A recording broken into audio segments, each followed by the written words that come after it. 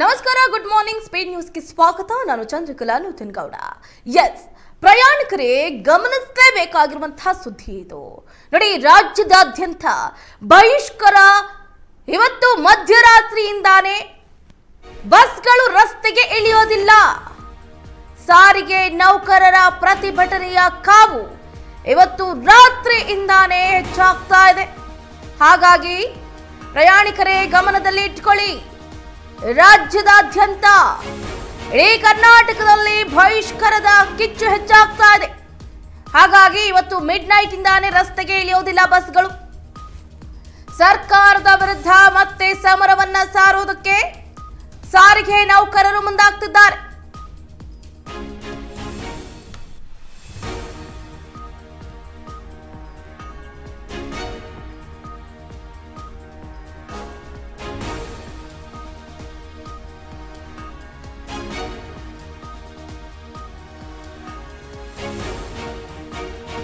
ರಾಜ್ಯದಾದ್ಯಂತ KSRTC, BMTC bus ನೌಕರರ ಪ್ರತಿಭಟನೆ ಹೆಚ್ಚಾಗ್ತಾ ಇದೆ.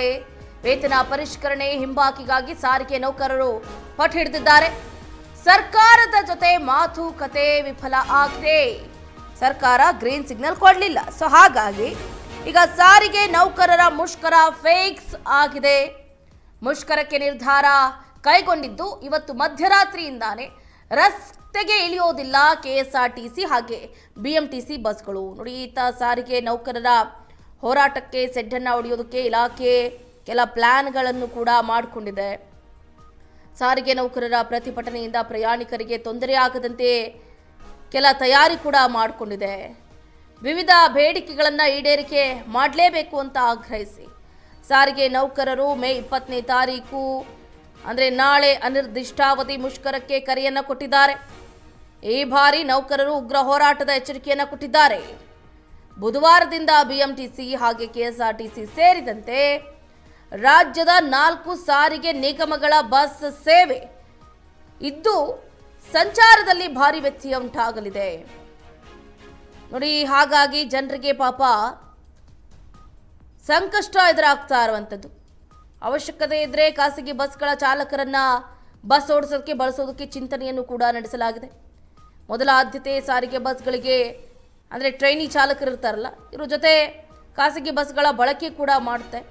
ಈ ವ್ಯವಸ್ಥೆ ನಡುವೆ ಪ್ರಯಾಣಿಕರಿಗೆ ತೊಂದರೆ ಆದರೆ ಸಾರಿಗೆ ನಿಗಮಗಳ ವಾಹನಗಳಿಗೆ ಚಾಲಕರನ್ನ ನೇಮಿಸುವುದಕ್ಕೆ ಮುಂದಾಗ್ತಾ ಇದೆ ಸರ್ಕಾರ. ಖಾಸಗಿ ಬಸ್ ಚಾಲಕರ ಮೂಲಕ ಬಸ್ ರನ್ ಮಾಡೋದಕ್ಕೆ ಚಿಂತನೆಯನ್ನು ನಡೆಸಲಾಗಿದೆ.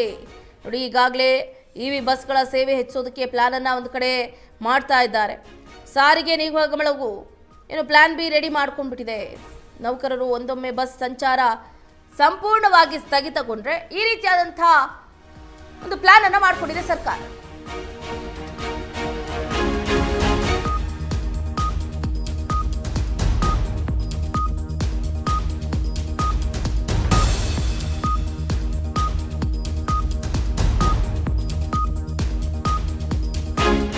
ಸಿಎಂ ಸಿದ್ದರಾಮಯ್ಯನವರು ಸಾರಿಗೆ ನೌಕರರಿಗೆ ಡೆಡ್ಲೈನ್ ಅನ್ನು ಕೊಟ್ಟಿದ್ದಾರೆ.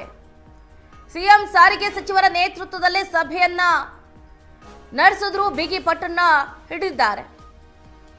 ಸಾರಿಗೆ ಸಚಿವರಾಗಿರುವಂತಹ ರಾಮಲಿಂಗಾರೆಡ್ಡಿ ಅವರ ನೇತೃತ್ವದಲ್ಲೇ ಸಭೆಯನ್ನ ಕರೆದ್ರು. ಸಭೆಯಲ್ಲೂ ಕೂಡ ಬಿಗಿ ಪಟ್ಟನ್ನ ಹಿಡಿದಿದ್ದಾರೆ. ಇವತ್ತು ಮಧ್ಯಾಹ್ನದ ಒಳಗೆ ಸಭೆಯನ್ನ ನಡೆಸುವಂತೆ ಆಗ್ರಹವನ್ನ ಮಾಡಲಾಗ್ತಾ ಇದೆ. ಕಾರ್ಮಿಕ ಇಲಾಖೆ ಜೊತೆ ನಡೆದಿರುವಂತಹ ಮೀಟಿಂಗ್ ಫಲಿಸಲಿಲ್ಲ. ಹಾಗಾಗಿ ಇವತ್ತು ಸಿಎಂ ಸಿದ್ದರಾಮಯ್ಯನವರ ಜೊತೆ ಚರ್ಚೆಗೆ ಸಾರಿಗೆ ನೌಕರರು ಆಗ್ರಹವನ್ನ ಮಾಡ್ತಿದ್ದಾರೆ, ಪಟ್ಟನ್ನ ಹಿಡಿದಿದ್ದಾರೆ. ಸಿಎಂ ಜೊತೆ ಮತ್ತೊಂದು ಸುತ್ತಿನ ತುರ್ತು ಸಭೆಯನ್ನ ನಡೆಸೋ ಸಾಧ್ಯತೆಯೂ ಕೂಡ ಹೆಚ್ಚಿದೆ. ಸಿಎಂ ಸಭೆ ವಿಫಲ ಆದರೆ ಮಧ್ಯರಾತ್ರಿಯಿಂದ ಸಮರ ಸಾರುವುದಕ್ಕೆ ಸಾರಿಗೆ ನೌಕರರು ಈಗ ಮುಂದಾಗ್ತಾ ಇರುವಂಥದ್ದು. ನೋಡಿ, ಗಂಡ ಹೆಂಡತಿ ಜಗಳದಲ್ಲಿ ಕೂಸು ಬಡವಾಯಿತು ಅನ್ನೋ ರೀತಿಯಲ್ಲಿ ಪಾಪ ಈಗ ಬಡ ಜನರ ಪರಿಸ್ಥಿತಿ ದೂರಗಳಿಗೆ ಹೋಗಬೇಕಾಗಿರುತ್ತೆ ಅಥವಾ ಕೆಲಸಗಳಿಗೆ ಬಸ್ಗಳನ್ನೇ ಅವಲಂಬಿತರಾಗಿರ್ತಾರೆ. ಅಂಥವರಿಗೆ ಬಹಳ ಅಂದರೆ ಬಹಳ ಸಂಕಷ್ಟ ಎದುರಾಗುತ್ತೆ. ಇದನ್ನು ಎನ್ಕ್ಯಾಶ್ ಮಾಡಿಕೊಂಡು ಇದೀಗ ಸಾರಿಗೆ ನೌಕರರು ಜನರನ್ನು ಮುಂದೆ ಬಿಟ್ಟು ಈಗ ಸರ್ಕಾರವನ್ನು ಕೈ ಹಿಡಿಯೋದಕ್ಕೆ ಅಂದರೆ ಸರ್ಕಾರಕ್ಕೆ ಒಂದು ಬ್ಲ್ಯಾಕ್ ಮೇಲ್ ಮಾಡೋದಕ್ಕೆ ಮುಂದಾಗ್ತಾ ಇದ್ದಾರೆ. ಸೊ ಹಾಗಾಗಿ ಕೆಎಸ್ಆರ್ಟಿಸಿ ಹಾಗೆ ಬಿಎಂಟಿಸಿ ನಿಗಮದಲ್ಲಿ ಹೊಸದಾಗಿ ನೇಮಕಗೊಂಡ ಸಿಬ್ಬಂದಿಗಳಿಗೆ ಬಸ್ ಸೇವೆ ಮುಂದುವರಿಸೋದಕ್ಕೆ ಮುಂದಾಗಿದೆ.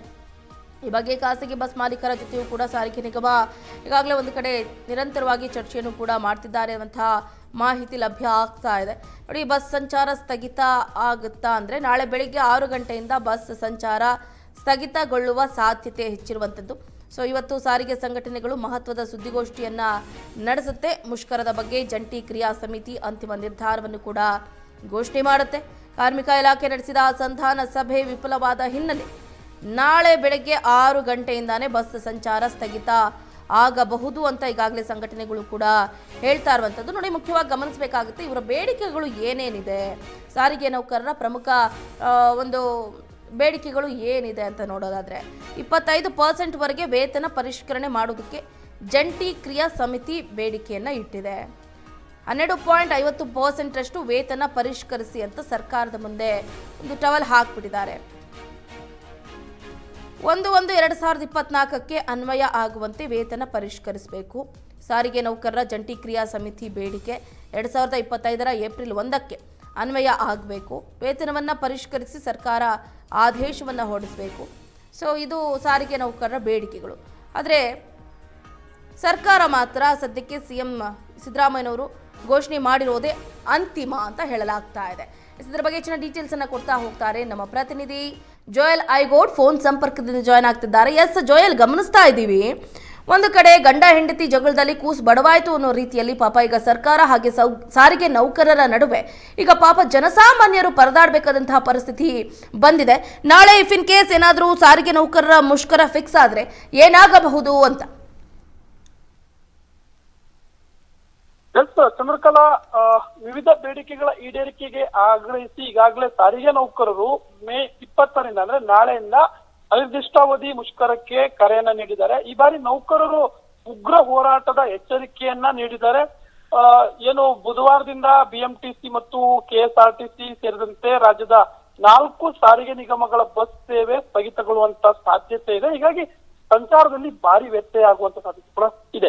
ಯಾಕೆಂತಂದ್ರೆ ಇವತ್ತು ಮಧ್ಯರಾತ್ರಿಯಿಂದಲೇ ಏನು ಬಸ್ಗಳು ರಸ್ತೆಗೆ ಇಳಿಯಲ್ಲ. ಸರ್ಕಾರದ ವಿರುದ್ಧವಾಗಿ ಈ ರೀತಿಯಾಗಿ ಸಾರಿಗೆ ನೌಕರರು ಏನು ಸಿಡಿದದ್ದು ನಿಂತಿರುವಂತದ್ದು. ಹಾಗಾಗಿ ಏನು ಈ 4 ನಿಗಮಗಳ ಬಸ್ಗಳು ರಸ್ತೆಗೆ ಇಳಿಬಾರ್ದು ಅಂತೇಳಿ ಡಿಸೈಡ್ ಅನ್ನ ಮಾಡ್ಕೊಂಡಿದ್ದಾರೆ. ಆದ್ರೆ ಇಲ್ಲಿ ಪ್ರಮುಖವಾಗಿ ಮಾಡ್ತಾ ಇರುವಂತಹ ಅಂದ್ರೆ ಈ ಒಂದು ಪ್ರತಿಭಟನೆ ಮಾಡ್ತಾ ಇರುವಂತಹ ಹಿನ್ನೆಲೆ ಅಥವಾ ಯೋಚನೆ ಏನಂತಂದ್ರೆ ವೇತನ ಪರಿಷ್ಕರಣೆ ಮತ್ತೆ ಹಿಂಬಾಕಿಗಾಗಿ ಸಾರಿಗೆ ನೌಕರರು ಪಟ್ಟು ಹಿಡಿದು ಕುಳಿತಿದ್ದಾರೆ. ಹೀಗಾಗಿ ಸರ್ಕಾರದ ಜೊತೆ ಮಾತುಕತೆ ವಿಫಲ ಆಗಿದೆ. ಮುಷ್ಕರಕ್ಕೆ ನಿರ್ಧಾರವನ್ನ ತೆಗೆದುಕೊಂಡಿದ್ದಾರೆ. ಇದು ಹೊಸದೇನಲ್ಲ, ಇದು ಈ ಹಿಂದೆ ಕೂಡ ಆಗ್ತಾ ಇರುವಂತದ್ದು, ಈಗಲೂ ಕೂಡ ಪ್ರತಿ ಬಾರಿ ಕೂಡ ಆಗ್ತಾ ಇರುವಂತ ವಿಚಾರ.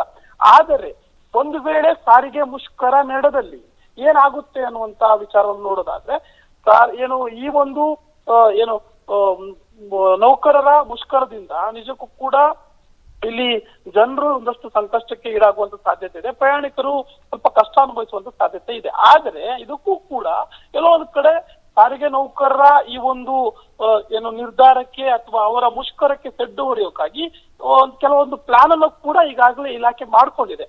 ಸಾರಿಗೆ ನೌಕರರ ಪ್ರತಿಭಟನೆಯಿಂದ ಪ್ರಯಾಣಿಕರಿಗೆ ತೊಂದರೆ ಆಗ್ಬಾರ್ದು ಅಂತೇಳಿ ಕೆಲವೊಂದು ತಯಾರಿಯನ್ನ ಕೂಡ ಮಾಡ್ಕೊಂಡಿದೆ.